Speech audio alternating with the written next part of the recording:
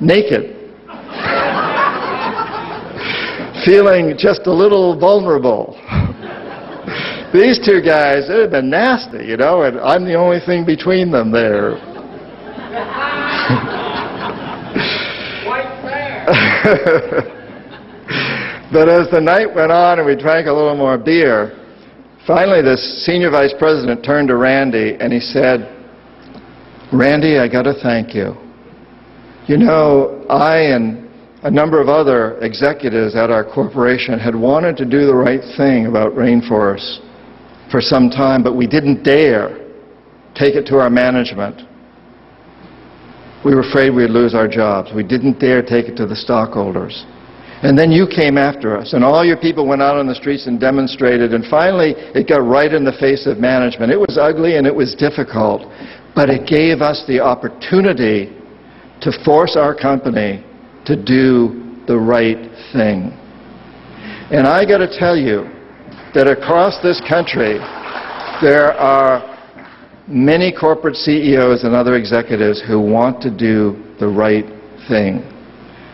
They are human beings. I know a lot of them personally. They have children, grandchildren, nephews and nieces. They know about Osama bin Laden.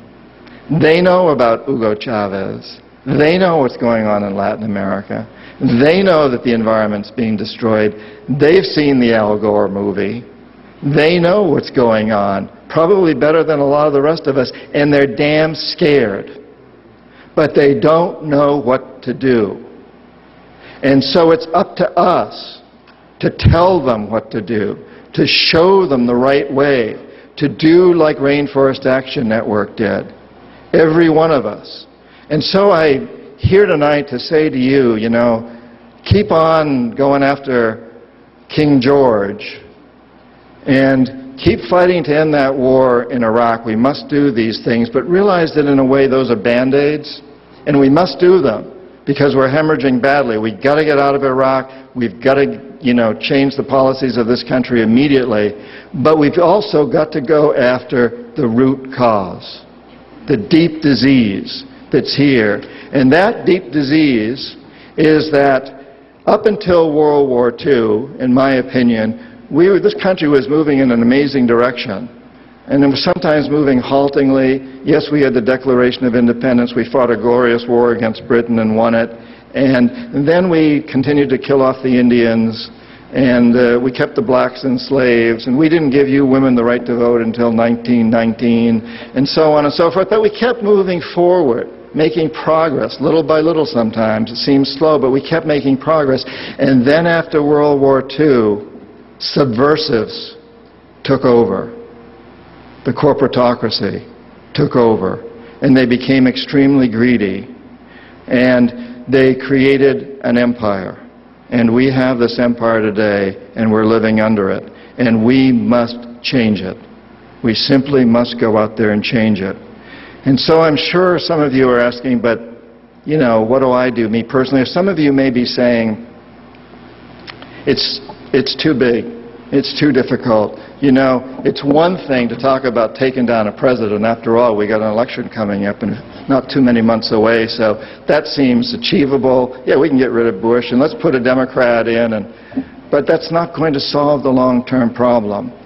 And if you're saying it's too big, it's too tough, it's too difficult, that's just a cop-out. What if George Washington and Tom Paine and Thomas Jefferson and Betsy Ross and all those other men and women had said, the British Empire, it's just too goddamn big and powerful, I can't do anything about it. And it was. It was the biggest, most powerful empire in the history of the world at the time, and it happened to be their government. Every one of those men and women would have been hanged as traitors, as terrorists, had they lost the revolution. But they did the right thing. And I often think that, thank God, my grandfather ran a small furniture business in New Hampshire in the 30s, 20s and 30s, and he made a lot of money. And when the Depression came along, there was a temptation there for him to use that money he'd made and go out and buy up local farms and businesses a penny on the dollar. But he said, no, I hadn't been born at the time, and he didn't have grandchildren, but he said, if I'm ever going to have grandchildren and they're going to have a hope to live on this planet, I've got to help this whole community pull itself up by the bootstraps. And every other businessman in that small town in New Hampshire said the same thing. And they did it. Thank God my grandfather did the right thing. And my father, now my father could have said, Hitler? He's killing a few million people in Europe, mostly Jews. I'm not Jewish. I live in the United States. I'm safe. But he didn't say that. He was fairly old at the time. He didn't have to join the service. He could have gotten out of it. But he did. And he became head of an armed guard unit on oil tankers that traveled across the Atlantic, a very, very dangerous job in those days. And he ended Hitler's reign. Thank God he did that. Thank God those people had courage.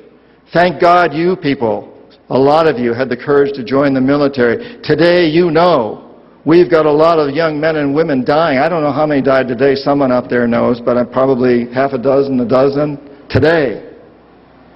Well, we've all now got to be willing to put our lives on the line if that's what it takes to change this thing. We've got to have that courage. We've got to have the same courage that our forefathers had, and that our parents had, and that many of you have had and exhibited in another way. We must have that courage. We must make whatever sacrifice is necessary for the sake of future generations, because that's what we're about. And for the sake of the past generations, I loved what Libby said about knowing that she lives here now, and that there's those before her, and that those will come after, and it's a constant struggle. We must do our part. I often think about what a selfish generation I grew up in. And I think I did. I think my parents worked very hard. They came up through the Depression and World War II to give me a good world, a good life. Seems as though my generation, for the most part, has said, well, you know, helping my children has given them a good education and making sure they find a good spouse and helping them find a good spouse and have good kids, and those kids get a good education. We get good TV and a good car and a good home.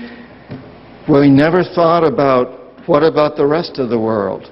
What about that community? For my grandfather, the community was a small town in New Hampshire, and if he could take care of that area, that was it. Today, the community is this planet, and we must take care of it. We must move forward with it. So each and every one of us has something incredible to contribute. And as I look at you who are in my generation or older, and I'd say my generation is the 30s and older.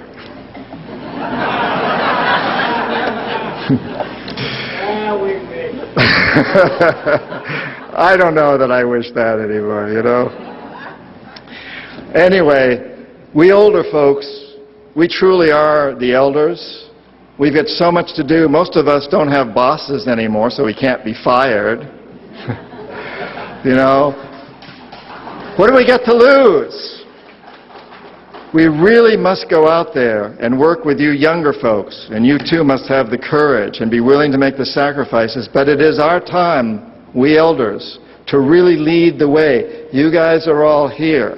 Let's get rid of this president, and let's get rid of everybody that thinks like him. Let's end that war in Iraq, but let's also go out and change the corporatocracy.